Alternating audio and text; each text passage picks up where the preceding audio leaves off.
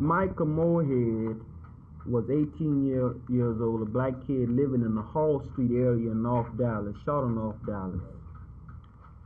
He was shot down by the police department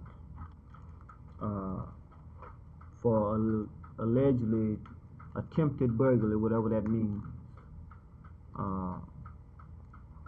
He comes from a poor family that lives in the projects in North Dallas. Nothing has been done about it. Nothing has been said about it. He was unarmed. No, he had not been convicted of any crime other than running from the police department when a silent burglary alarm went off. And from what my understanding is, a large truck can set off a silent burglary alarm.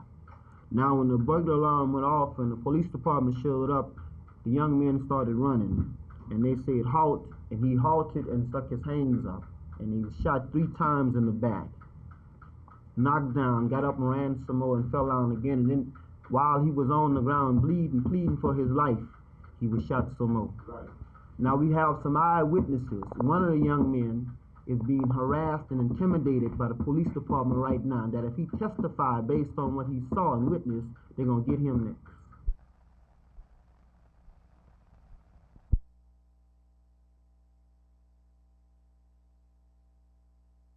How long will your evaluation run? We will be on site for 3 days, and then an evaluation report. We will be back in the office, at which time the data that we collect will be analyzed and a report will be formed in the office from that information. The persons who are on site will take part in that analysis, but there will be some other persons involved in the analysis also. Just how will you go about analyzing the program here? Will you speak to the department heads?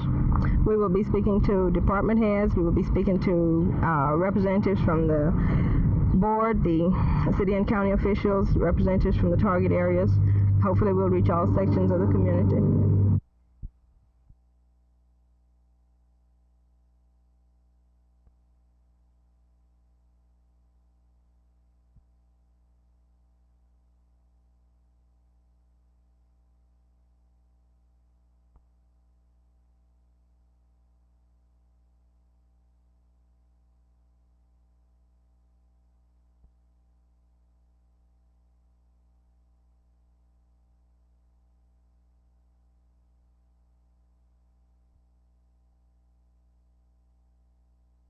Mrs. Schultz, do you feel that at this point the block partnership has failed in its Fair Park homeowners' efforts? No. What alternatives are left to the homeowners, and what will you, as the block partnership associated with them, recommend that they do right now? Well, we will recommend that the negotiations, which the mayor just stated, are open, be considered by the homeowners, and see if that can be a step that they would be willing to take. If they don't, if they feel this isn't an approach they wish to make at this point, then of course they have the option of going back into condemnation proceedings. Do you feel that the effort has been hurt by what the mayor charges as outside agitation? Of what? The effort? Of the homeowners, the effort of the negotiations. It's possible that it has been. Let's say SCLC. I don't think it would matter what group. SCLC is probably the most non-violent group of any that might have identified itself with the problem.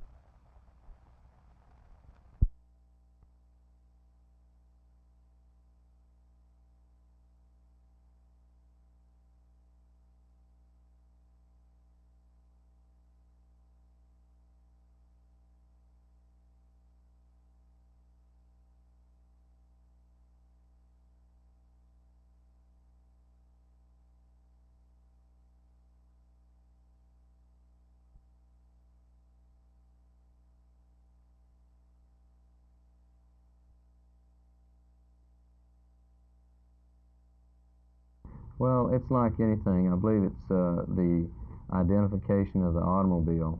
We all have owned or driven one at one time or another, and we've all taken pride in some type of a car, make or model, regardless of whose, whether it's a Chevrolet, Ford, or Plymouth. And it's they can sit up there and they can cheer and enjoy seeing their particular model car win, even though it may not be, theirs may not be the 200-mile-an-hour car.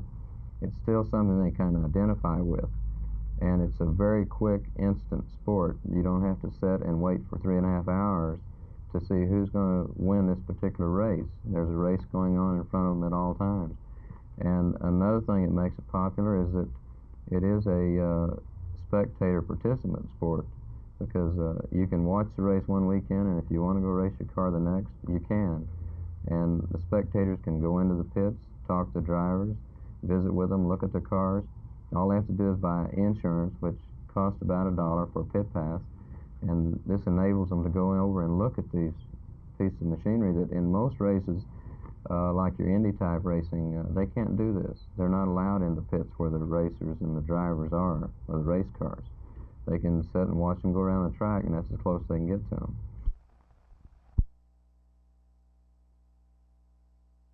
Mr. Otepka, are some of the radical students who are fomenting dissent on our campuses, are they communist?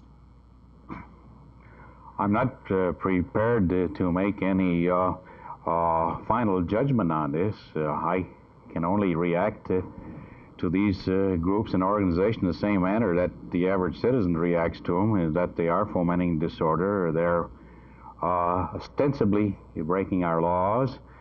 I think there should be a proper form in the United States government to render a determination to the American people so they would know who these leaders are, what their philosophy, tactics are, and who is behind them.